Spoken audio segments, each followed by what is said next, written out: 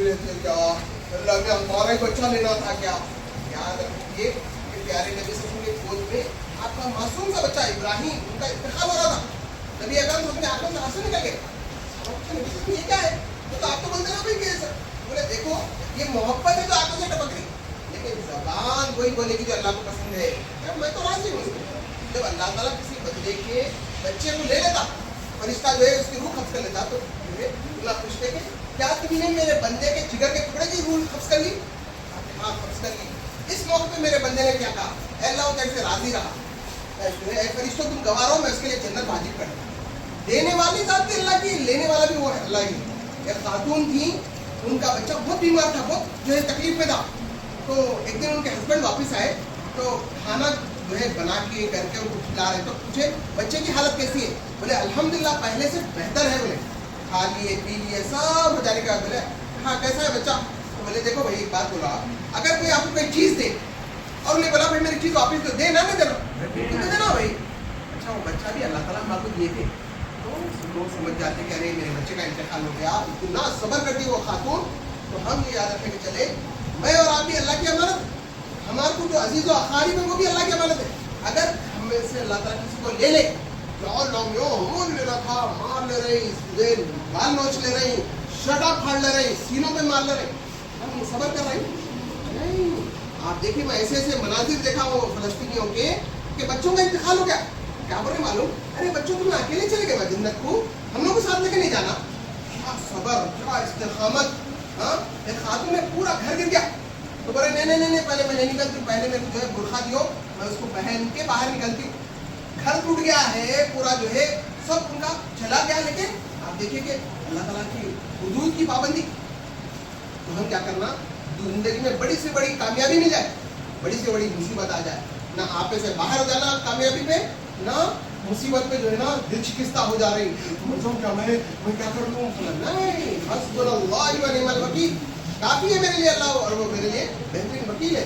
انا للہ و انا الیہ راجعون. یہ معمولی بات نہیں. دیکھو یہ ہے ایمان. ایمان کیا ہے؟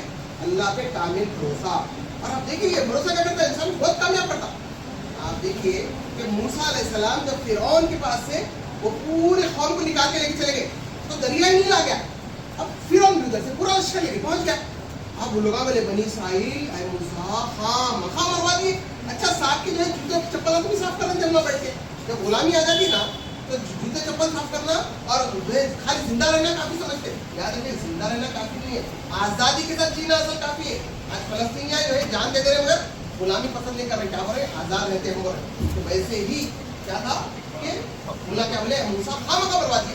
موسیٰ علیہ السلام بولے ارے اللہ پہ توکل نہیں ہے کیا؟ ارے اب کیا توکل بھائی, ادھر فرعون مار دیتا ہمارے کو تلوار سے, یا تو ادھر دریا میں ڈوب کے مر جاتے. توکل کرو اللہ پہ, اللہ تعالیٰ پہ راستہ نکالے گا. اب آپ کون سا راستہ نکلتا؟ تو اللہ تعالیٰ بولے موسیٰ علیہ السلام کو اپنا عصا لے کے سمندر پہ مارو, اور وہ دریا کیا ہوا, وہ پھٹا, راستے بنے, اور وہاں سے پوری بنی اسرائیل نکل گئی. اب موسیٰ علیہ السلام چاہتے تھے ادھر سے فرعون بھی آ جا رہا, جلدی راستہ بند کر دو. اللہ تعالیٰ بولے نکو وہ راستہ کو کھلا رہنے دو. اور وہ راستہ کھلا تھا, اور وہی دریا میں فرعون اندر آیا, اور اب اللہ تعالیٰ کا حکم ہوا, وہ دریا واپس مل گیا. اور جو دریا بابرکت بنا بنی اسرائیل کے لیے, وہی نحوست بنا اسی فرعون کے لیے. یاد رکھنا کھلے گا وہ توکل کا ہے. اور یہ یاد رکھ لیجیے نبی اکرم صلی اللہ علیہ وسلم جب ہجرت کر رہے تھے, تو اس موقع پر جو ہے مشرکین مکہ ڈھونڈتے ڈھونڈتے اس غار سور تک آ گئے, اس پہاڑ پہ آ گئے, اس غار کے سامنے آ گئے جہاں پر نبی اکرم صلی اللہ علیہ وسلم اور ابو بکر اندر ہیں. اب ابو بکر بولے نبی صلی اللہ علیہ وسلم اب تو جو ہے پیر نظر آ رہے, اب کیا ہوگا؟ تو پیارے نبی صلی اللہ علیہ وسلم بولے لا تحزن ان اللہ معنا, غم مت کرو, کون ہے ہمارے ساتھ؟ اللہ. اور وہ لوگ مایوس ہو کے نیچے اتر گئے, نہیں مل سکے ان کو نبی اکرم صلی اللہ علیہ وسلم اور ابو بکر رضی اللہ عنہ. اگر ہم رہتے نا اندر اور ڈھونڈتے ڈھونڈتے لوگ اوپر آ جاتے نا, پیران دیکھتے مر گئے, آ گئے, بولے تو اچھا اندر بیٹھے ہوئے, نکال کے لے کے جاتے تھے. آپ دیکھیے پیارے نبی صلی اللہ علیہ وسلم کیا کرے, وہاں پر توکل کرے نہیں کرے, اللہ تعالیٰ پہ بھروسہ کرتے, اطمینان سے نہیں لے رہے. ہاں پھر جب ہجرت کے روٹ پہ جا رہے ہیں تو سراقہ بن مالک بن جاشم جیسا سردار جیسا پہلوان پیچھے آ گیا, آ کے پھری مارا. ابو بکر بولے نبی صلی اللہ علیہ وسلم سراقہ آ گیا پیچھے. نبی صلی اللہ علیہ وسلم اطمینان میں ہے, ہم جو راستے پہ جا رہے ہیں وہ اللہ کا راستہ, ہم جس کے بھروسے پہ جا رہے ہیں وہ اللہ کی ذات. تو سراقہ نزدیک آتے ہی بہت تیز گھوڑے پہ تھا, اس کے پیر اندر دھسے اور सीधा राइडर नीचे आ गया और उसने जब बाल निकाला तो फिर निकला के पीछे मत जाओ, लेकिन फिर नीचे आया, फिर धंस गया और कहा कि रुक जाइए, और वो नुकसान नहीं पहुंचा सका।